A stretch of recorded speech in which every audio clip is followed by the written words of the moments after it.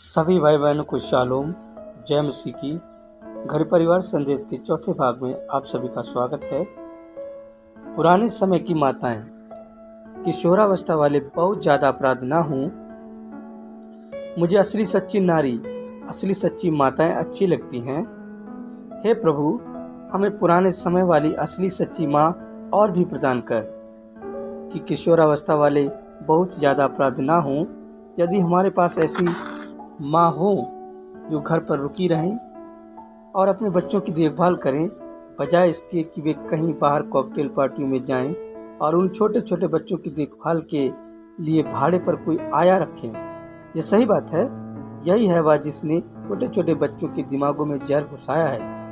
America तो सिरे तक सड़ गल चुका है और इसकी हालत सभी समय बद से बदतर होती चली जा रही है और इसकी हालत तो और भी बदतर होती चली जाएगी। कुछ भी ऐसा नहीं है जो मैं तो इसके खिलाफ अपनी आवाज़ बुलंद करता ही रहूँगा, परंतु इसकी हालत तो बिगड़ती ही चली जाएगी, क्योंकि पवित्र वचन कहता है कि ऐसा ही होगा। यह देश तो अपनी जवानी में ही मर जाएगा।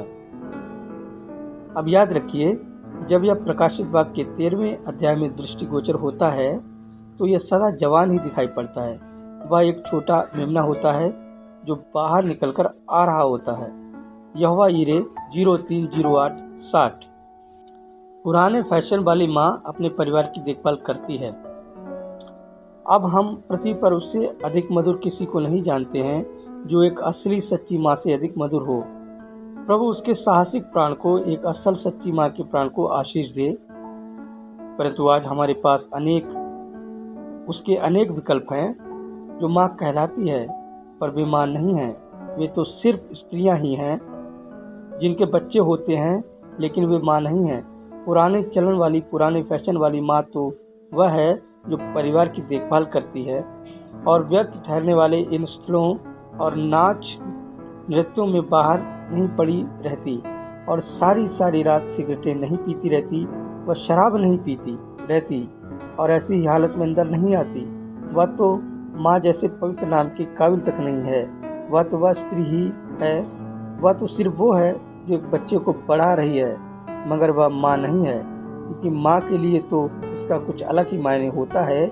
अब मैं सोचता हूँ कि यदि आप मूसा पर शिक्षा 130556 पारिवारिक मूल्य, घर परिवार किसी भी घराने का प्रबंध होता है। बहुत सी बार जब हम सड़क पर से गुजरते हैं तो हमें एक घर दिखाई देता है और कभी कभी हम कहते हैं, क्या वह एक प्यारा सा घर नहीं है? अब हो सकता है कि वह देखने में एक प्यारा सा घर लगता हो, मगर घर परिवार किसी भी घराने का प्रबंध होता है। आप उस प्रबंध को ही देखें जो उस घर के अंदर है, जो उस परिवार के अंदर है। और ठीक ऐसा ही मैं प्रभु के भवन के बारे में सोचता हूँ। यह बहुत ज़्यादा वह सुंदर भवन नहीं है जिसकी हम सराहना करते हैं, जो मायने रखता हो, मगर यह तो उसके भीतर पाया जाने वाला ही प्रबंध है जो मायने रखता है। उनका किस प्रकार का प्रबंध है? क्या वे सचमुच में मसीही हैं? क्या वे सचमुच में खुदा की आराधना उपासना कर रहे हैं? क्या वे सचमुच में उससे प्रेम कर रहे हैं? क्या वह सुधार का घर है? क्या वहाँ पर सुसमाचार का प्रचार होता है और वहाँ पर वे चिन्ह दिखाई पड़ते हैं जो यीशु ने हमें दिए थे कि वे हमारे चिन्ह होंगे? और मैं सुनिश्चित हूँ कि ठीक उसी रीति से यहाँ पर इस व्यूलह आराधनालय में होता है। जीवन के लिए प्यासे हो रहे हैं। घरेलू जीवन को बहुत ज़्यादा नज़रअंदाज किया गया है।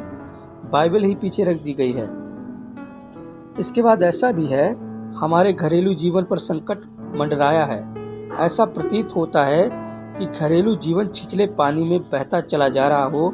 घर में ऐसा हुआ करता था कि पिता, जो कि घर का मुखिया है, वह सुबह के समय बैठ जाया करता था और वह परिवार से बातें करता था और वे सब अपनी पुरानी घरेलू बाइबल बाहर निकाल लिया करते थे और उसमें से थोड़ा सा पढ़ते थे और वे सब मेज के चौगिर्द जमा हो जाया करते थे और दुआ प्रार्थना किया करते थे। अब आप ऐसा बिल्कुल भी नहीं देखते हैं। और जब दिन भर का काम निपट जाता था और माँ बर्तन धो चुकी होती थी तो वे फिर से एक साथ इकट्ठा होते थे और थोड़ी सी और बाइबल पढ़ते थे और दुआ करते थे। इससे पहले कि वे सोने के लिए अपने अपने बिस्तर पर जाएं। किशोरावस्था में होने वाले अपराधों को उन दिनों में ढूंढ पाना निश्चय ही बहुत ही मुश्किल था। सारे लड़के खेतों पर काम करने के लिए चले जाया करते थे और सारी लड़कियां अपनी अपनी माँ की कपड़े धोने और बर्तन धोने में तथा दूसरे कामों को करने में मदद किया करती थी। मगर आज हम बस एक छोटा सा बटन दबाते हैं और सारे के सारे बर्तन धुल जाते हैं और माँ कार में बैठकर ताश की पार्टियों में ताश खेलने के लिए या कहीं बाहर सैर सपाटा करने के लिए बाहर चली जाती है और वह चूहे के जैसे सड़कों पर भाग फिर रही है और खेतों में ट्रैक्टरों से काम हो रहा है और हमारे पास और कुछ नहीं वरन सुस्त कामचोर मक्कार लोगों का झुंड है। और घरेलू जीवन को इतना ज़्यादा नज़रअंदाज किया गया है कि लोगों को अमेरिका में कई घरों में से कोई एक असली परिवार ढूंढने के लिए घंटों लग जाएं।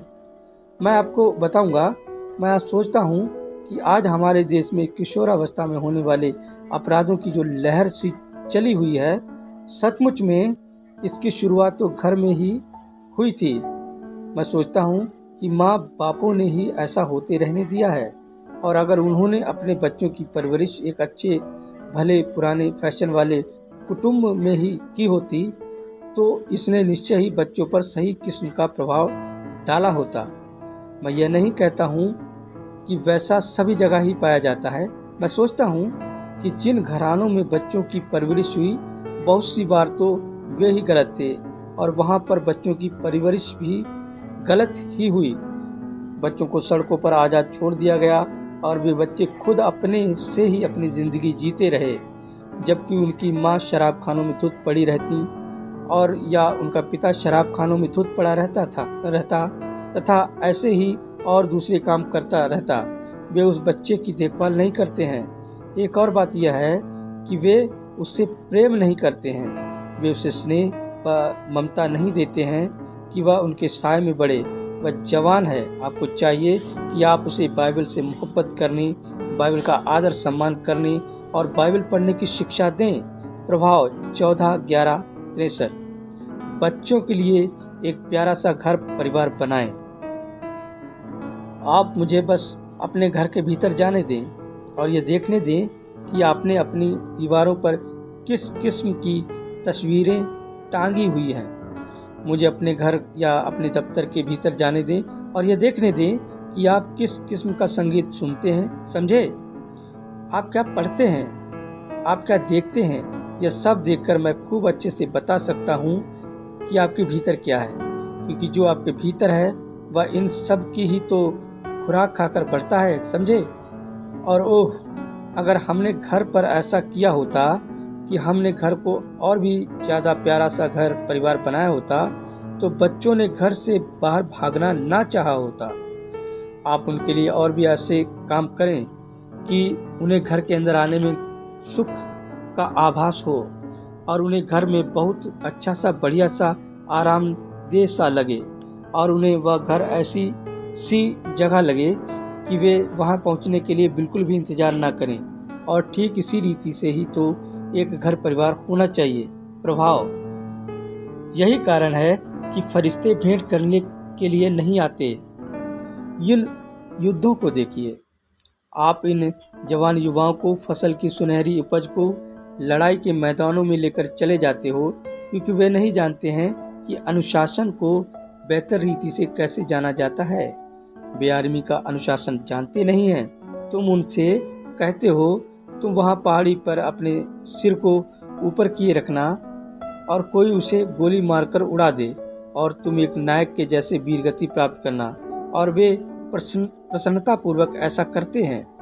वे वहाँ पर दौड़कर जाते हैं और किसी दूसरे को गोली से उड़ा देते हैं और किसी और को गोली से मारकर उड़ा देते हैं, गोली दागते चले जाते हैं और देश यह भी भूल जाता है कि उनके भी घर परिवार हैं। वे उसी जगह पर वापस लौट जाते हैं। उनके साथ चाहे जो कुछ भी हो वे वापस लौट आते हैं। आप समझे कि मेरा क्या तात्पर्य है? बहुत से सिपाही हैं जो ऐसा ही करते हैं, परंतु आपको मुश्किल ही कभी कोई ऐसा व्यक्ति मिले जो मसीह की खातिर अपने प्राणों को न्यौछावर कर दे। वह तो गिरजे जाने के लिए अपने पेड़ की छांव से भी बाहर निकलकर नहीं आता है और बुधवार रात्रि को प्रार्थना सभा में आने के लिए अपने टेलीविजन के सामने उठकर नहीं आएगा। ये सच है। आमीन। यह एक शर्म की बात है, यह एक अशोभनीय बात है। यही कारण है कि स्वर्गदूत कलीसियाओं में भेंट करने के लिए नहीं आते हैं। यही कारण है कि स्वर्गदूत घरों में भेंट करने के लिए नहीं आते हैं। आपको तो इस बात की संजीदगी और गंभीरता का निष्ठा के साथ विचार करना होगा। आज रात भी प्रभु के फरिश्ते धरती पर ठीक वैसे ही हैं जैसे वे धरती पर हमेशा ही रहे हैं। जब से यीशु मसीह मरे हुओं में से जी उठा और पिन्तेकुस्त पर आत्मा को उंडेला गया, पवित्र आत्मा धरती पर रहा है। वह हर एक युग में दिखाई दिया और वही बचे हुए लोगों को एक साथ इकट्ठा कर रहा है। इसके अलावा जो हैं वे तो कैनन फोडर, युद्ध के बाद बचा हुआ बिना किसी काम का बारूद हैं। मैं उसके बारे में ठीक इसी समय आपको बताऊंगा। यह तो वह कचरा है जो पीड़ा देने वाले धुएं के साथ मिक्स हो जाता है। जी हाँ श्रीमान, इस वचन के अनुसार तो लोगों को नए सिरे से जन्म लेने का अनुभव पाना, मेमने के लहू में नहाकर शुद्ध हो जाने का अनुभव पाना जरूरी है, वरना वे स्वर्ग पर उठाए जाने में कभी नहीं जा पाएंगे। यह बात इस वचन के अनुसार है। जी हाँ, बिल्कुल ठीक। यही बात पवित्र शास्त्र कहता है। प्रभु का नाम बदलने वाला वचन 24:07-60। घर पर ही अनुशासन का सबक मिले और घर पर ही अनुशासन सीखा जाए। बच्चों से अपेक्षा की जाती है कि वे अनुशासन जानें। उन्हें इसकी शिक्षा घर पर ही मिल जानी चाहिए। परंतु यहाँ तक कि यदि ये मेरे अपने बच्चे हैं, मेरे बच्चे यहाँ पर किसी भी समय आते हैं और बेकायदा हो जाते हैं, तो मैं नहीं चाहता हूँ कि आप इसमें जरा भी ढील बरतें। चाहे वह सारा, रिबेका, जोसेफ, बिली हो या चाहे वह जो कोई भी हो, आप मुझे बताएं, मैं इसे देखूंगा। यदि वे सही से आचरण नहीं कर सकते हैं तो वे कलीसिया से तब तक दूर रहें जब तक कि वे सही से आचरण करना सीख नहीं जाते हैं। यह कोई बड़ा खुला मैदान नहीं है, यह तो प्रभु का भवन है।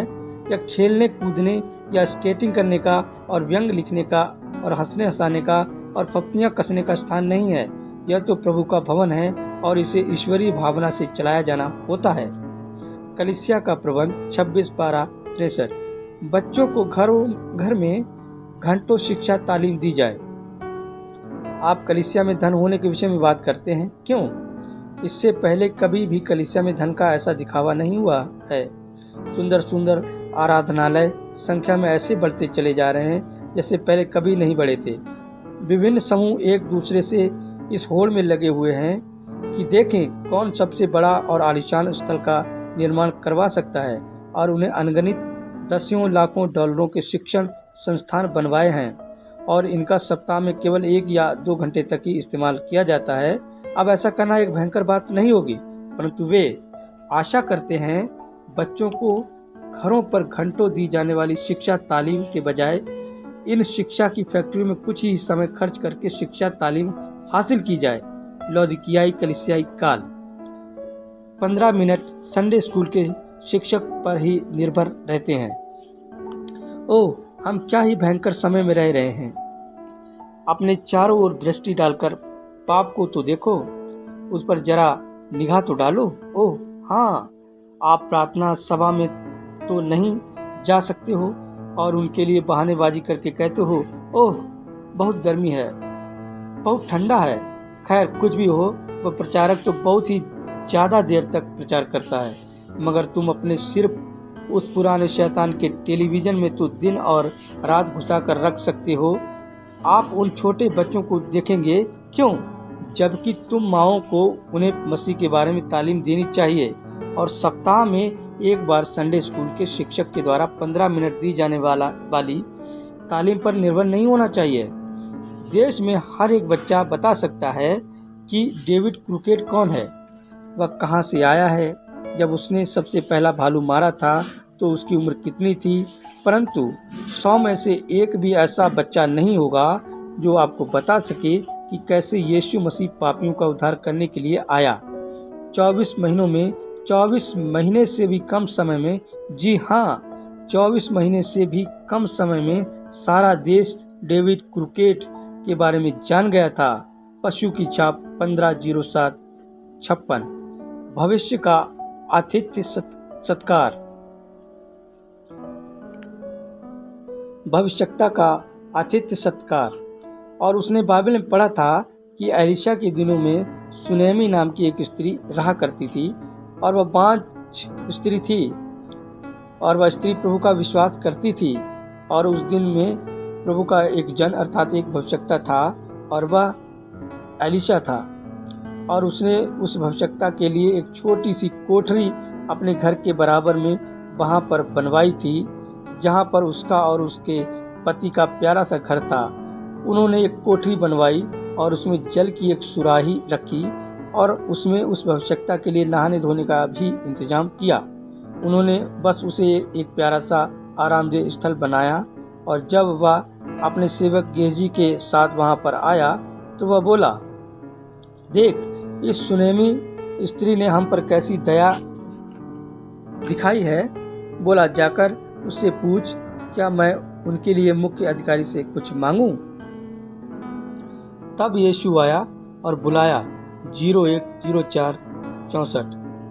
प्रभु के दास सेवक का आदर किया जाए। और तब वहीं पर एक था, ओह वह हो गया था। अब याद रखिए, वह गुस्सेला भी था और कुछ बच्चे उसका मजाक उड़ाने लगे क्योंकि वह गंजा था। और उसने उन बच्चों को श्रापित किया। ऐसा उन बच्चों की वजह से नहीं हुआ था, ऐसा तो उन माता पिता की वजह से ही हुआ था जिन्होंने अपने बच्चों की परवरिश करते हुए प्रभु का आदर करना नहीं सिखाया था। ऐसा उसी कारण हुआ था उन माँ बापों को अपने बच्चे गंवाने पड़े, क्योंकि 2 मादा भालुओं ने उनमें से 42 बच्चों को जान से मार डाला था। अवश्य ही 100 या उससे ज़्यादा बच्चे एलिशा को चिढ़ाते हुए उसके पीछे पीछे भाग रहे थे और वह उस सामरिया से होकर जा रहा था जहां उन्होंने और भविष्यता ने काफ़ी लंबे समय तक वचन का प्रचार किया था। परंतु क्या आप वहां पर कुछ देखते हैं? यह तो प्रभु के सुसमाचार दूत के प्रति लोगों का रवैया ही था जिसके कारण ऐसा हुआ था। एक अलग किस्म का वातावरण पैदा किया जाए। अतः मैं चुपके से अंदर गया और मैंने एक एप्रैन लिया और उसे अपने चारों ओर डाला और मैं अपनी पत्नी की सहायता करने लगा। और मैंने उससे कहा, प्रिय, तुम जानती ही क्या हो, किसी दूसरे दिन मैंने सबसे सुंदर ड्रेस देखी थी तुम्हारे लिए। उसे लेने की मेरी बहुत ही इच्छा थी और वह उस किसी शहर में थी जो यहाँ से बहुत ही नज़दीक है और हम जाकर उसे ले लेंगे। और मैं सारे समय अपने मन में दुआ भी करता चला जा रहा था कि हे स्वर्ग पिता, इस प्यारी छोटी नारी को शांत कर दे। और मैंने अपना हाथ उस पर रखा। वह नहीं जानती थी कि मैं क्या कर रहा था। मैं बोला, ओ प्रिय, वह बहुत ही खूबसूरत है। और मैं मन ही मन यह भी दुआ करता चला जा रहा था कि हे खुदा, इस प्यारी छोटी नारी को शांत कर दे। और मैं बस ऐसा किए चले जा रहा था और उसे इसके बारे में कुछ भी मालूम नहीं था कि मैं क्या कर रहा था। मैं उत्पन्न कर रहा था, मैं एक अलग ही किस्म का वातावरण पैदा कर रहा था। आप प्रभु के प्रेम में होकर चलें, प्रभु के प्रेम में होकर सहभागिता करें। और वह थोड़ी देर में शांत हो गई।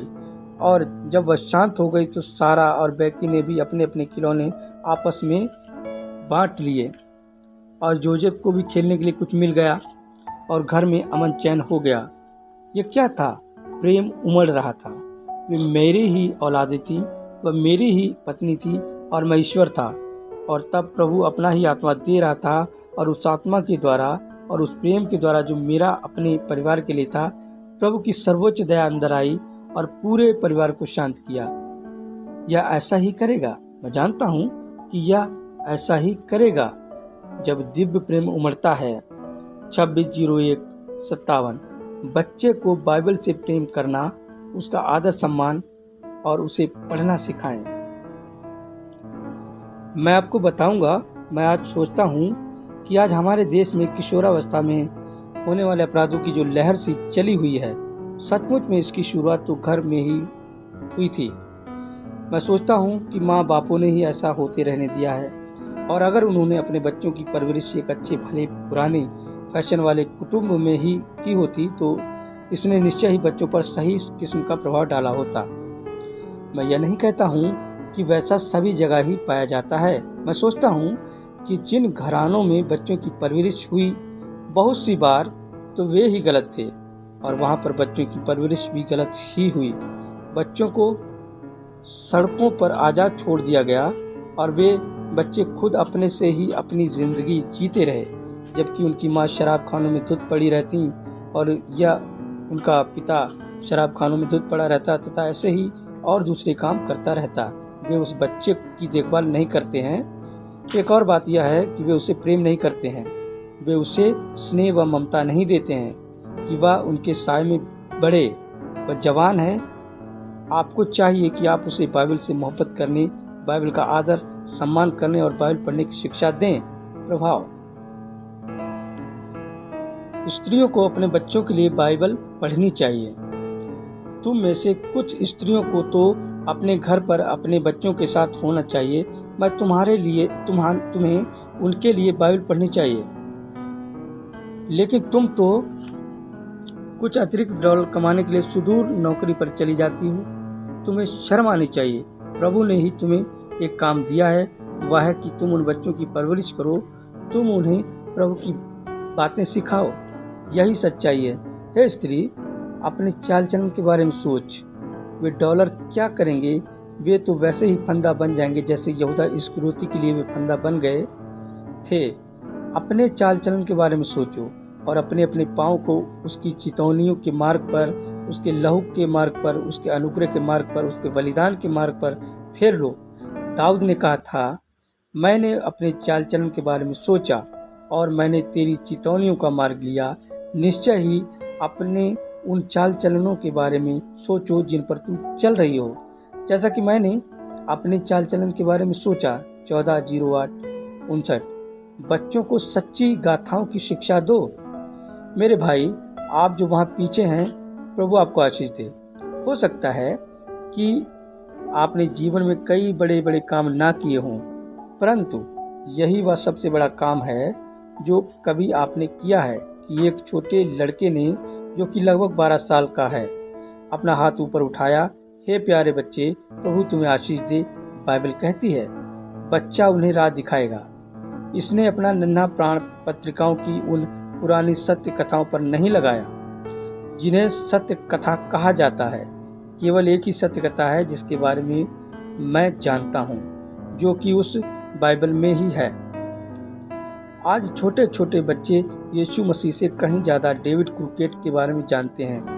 क्या आप यकीन करते हैं कि तब से बच्चे काव बॉय वाले सभी प्रकार के पहरावे पहन रहे हैं, और यही है वह जो बच्चे सुनते हैं और जिसे वे अपने में धारण करते हैं। एक गवाही झील पर 20/07/62। बच्चों के पास नए जन्म का अनुभव ही नहीं है। मैं इस बात की परवाह नहीं करता हूँ कि एक बच्चे की परवरिश कितनी बढ़िया घर में हुई है और उसे अच्छे व भले काम करना कितना ज़्यादा सिखाया गया है।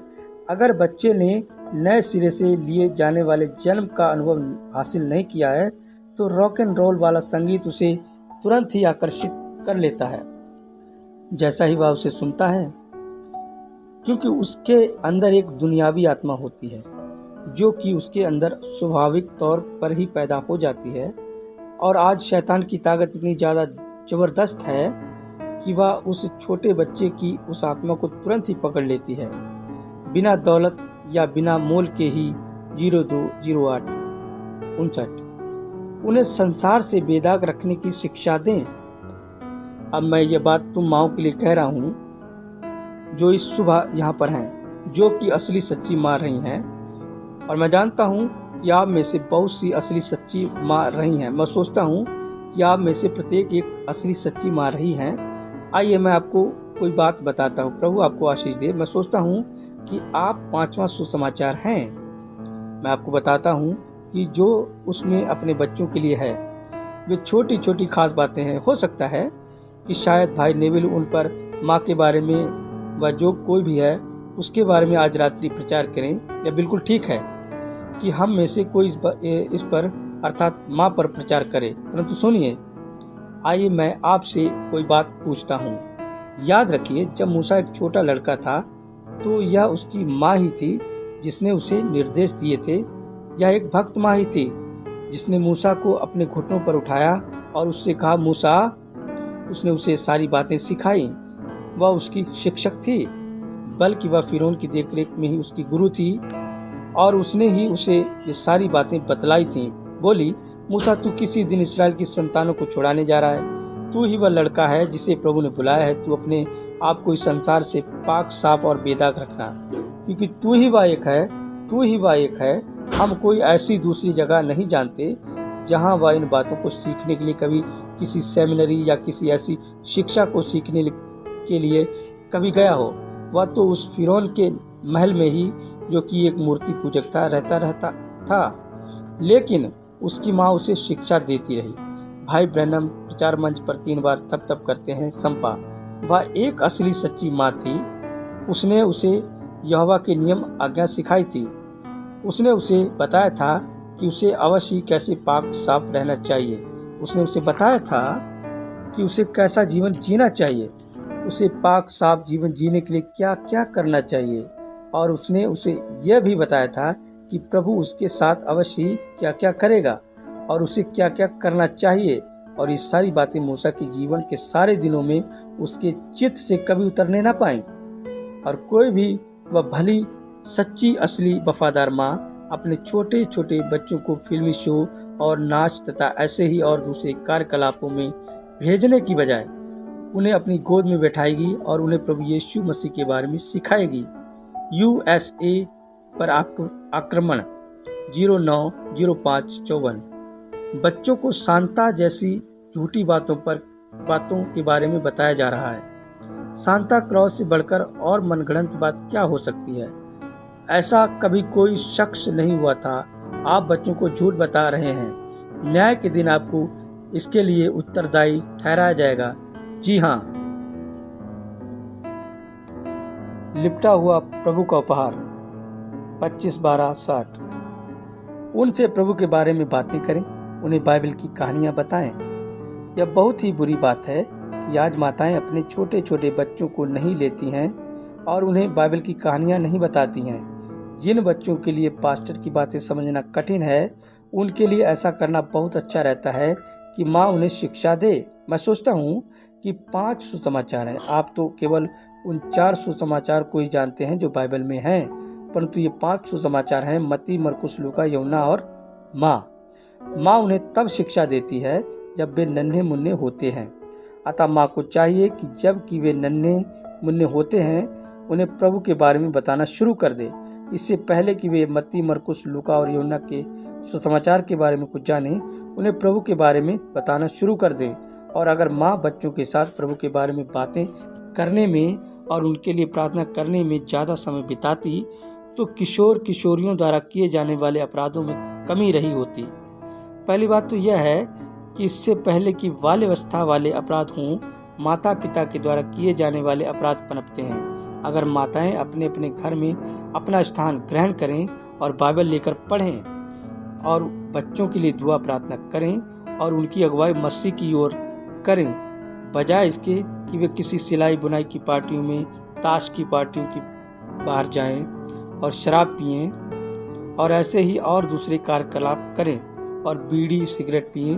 और खैर, मैं इस पर बोलना शुरू करना नहीं चाहता हूं, परंतु कुछ भी हो, जिस प्रकार से यह हो रहा है, यह एक बड़ी ही भयंकर बात है।